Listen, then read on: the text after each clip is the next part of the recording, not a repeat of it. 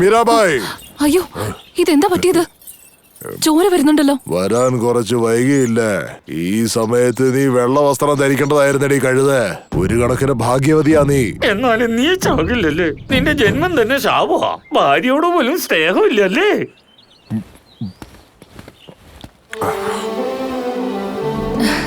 വാ. നമസ്കാരം മഹാറാണി. മോന്റെ പേരെന്താ? മല്ലേഷ്. മല്ലേഷ്. കേറി വാ, വയറെ നിറയെ ആഹാരം കഴിക്കാം. വളരെ സന്തോഷം. വാ. എണ്ണം കേട്ടവളെ, നിനക്കൊരു വിവരമില്ലേ? അവര് താഴെ ഇരുത്തി ഭക്ഷണം കൊടുക്കടി. ശരി ശരി, അങ്ങനെ തന്നെ ചെയ്യാം. രാജാവ് ഇരിക്കേണ്ട ഇടത്താഴോടി അവനെ ഇരുത്തുന്നേ.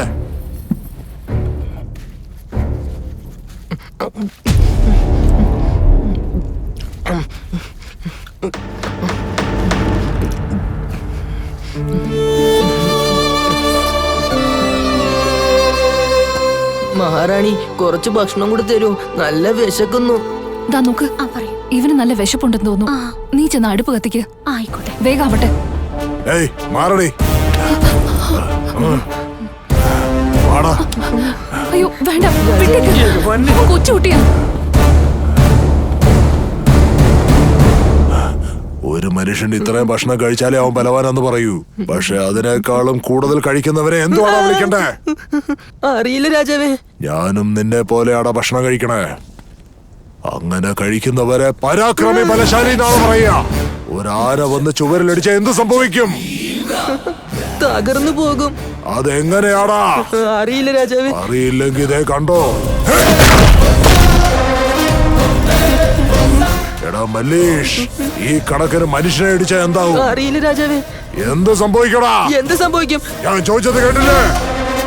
എനിക്കറിയില്ല.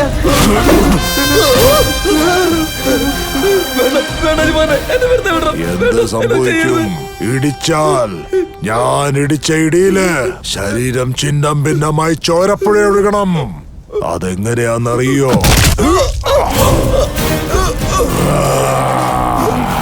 ഭുജങ്കറാവ് വായിച്ച ആളാണെന്ന് മനസ്സിലാവില്ലെന്ന് വിചാരിച്ചോ? ആ ഭുജങ്കറാവിനെ എങ്ങനെയാടാ കൊല്ലേണ്ടത്? അവനെ കുത്തി കുത്തി കൊല്ലണം രാജാവേ.